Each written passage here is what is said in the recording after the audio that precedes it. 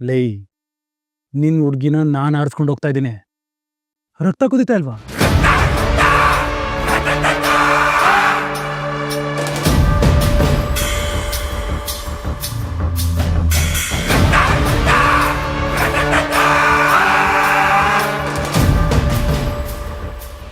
ನಿಂತ್ಕೊಳ್ಳೋ. ಹೇಯ್, ನಿಂತ್ಕೊಳ್ಳೋ. ಛೇ, ಮುಖದಲ್ಲಿ ಒಂಚೂರು ಕಳೆನೇ ಅಲ್ವಲ್ಲೋ. ಓಹ್, ಪ್ರೀತಿ ಹೊಗೆ ಹಾಕಿಸ್ಕೊಂತು ಅಂತ ಫೀಲ್ ಆಗ್ತಿದ್ಯಾ? ಇಲ್ಲ ಇಲ್ಲ ಇಲ್ಲ, ನೋವು ಆಗ್ತಿರ್ಬೇಕು ಅನ್ಸುತ್ತಲ್ವಾ? ಪಾಪ ನೀನ್ ತಾನೇ ಏನು ಮಾಡೋಕ್ಕಾಗತ್ತೆ ಹೇಳು? ಆಸೆ ಪಟ್ರೆ ಸಾಕ. ಎಲ್ಲದಕ್ಕೂ ಅದೃಷ್ಟ ಅದಿರ್ಬೇಕಲ್ವೇನೋ?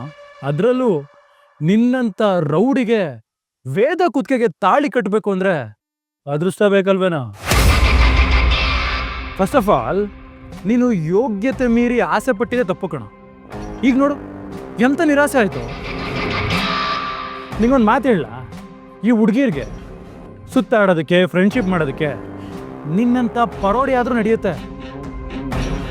ಆದರೆ ಮದುವೆ ಆಗಿ ಸಂಸಾರ ಮಾಡೋದಕ್ಕೆ ನನ್ನಂಥ ಗೌರ್ಮೆಂಟ್ ಎಂಪ್ಲಾಯೇ ಆಗಿರಬೇಕು.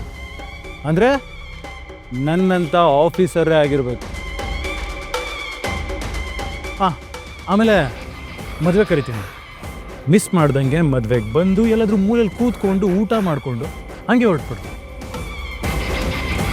ಸರಿ, ನಾನು ಬರಲಾ?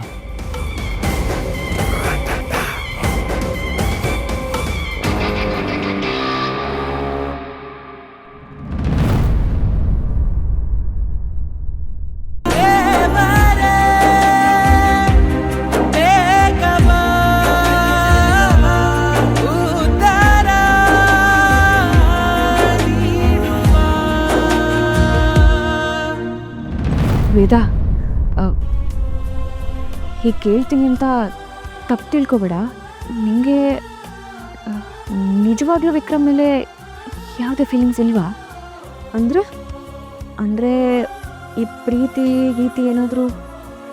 ಏನೇ ಹೀಗೆ ಮಾತಾಡ್ತಿದ್ಯಾ? ಹಾಗಿದ್ದಿದ್ರೆ ನಾನು ಪಪ್ಪ ಅಮ್ಮ ತೋರಿಸಿದ ಹುಡುಗನ ಜೊತೆ ನಿಶ್ಚಿತಾರ್ಥ ಮಾಡ್ಕೋತಿದ್ದೆ.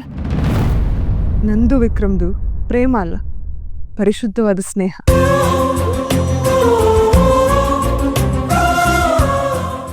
ಈ ದಿನ ನನಗೂ ವಿಕ್ರಮು ತುಂಬ ಮುಖ್ಯವಾದ ದಿನ. ಯಾಕೆ ಹೇಳು?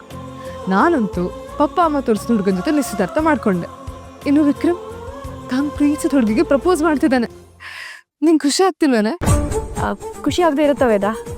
ನನ್ನ ತಮ್ಮ ಅವನು ಪ್ರೀತಿಸಿರೋ ಹುಡುಗಿನೇ ಮದುವೆ ಆಗ್ತಾನೆ ಅಂದರೆ ನನಗೆ ಖುಷಿನೇ ಅಲ್ವಾ? ನನಗಂತೂ ಎಲ್ಲಿ ಒಂಟಿ ಆಗ್ಬಿಡ್ತಾನೋ ಅಂತ ಸಿಕ್ಕಾಪಟ್ಟೆ ಸಂತ ಆಗ್ತಿತ್ತು ಕಣ. ಇನ್ಫ್ಯಾಕ್ಟ್ ನೀನು ಮದುವೆ ಆದ್ರೇ ನಾನು ಮದುವೆ ಆಗೋದು ಅಂತ ಹೇಳಿದಕ್ಕೆ ನಾನು ಈ ಮದುವೆಗೆಲ್ಲ ಒಪ್ಕೊಂಡಿದ್ದೆ.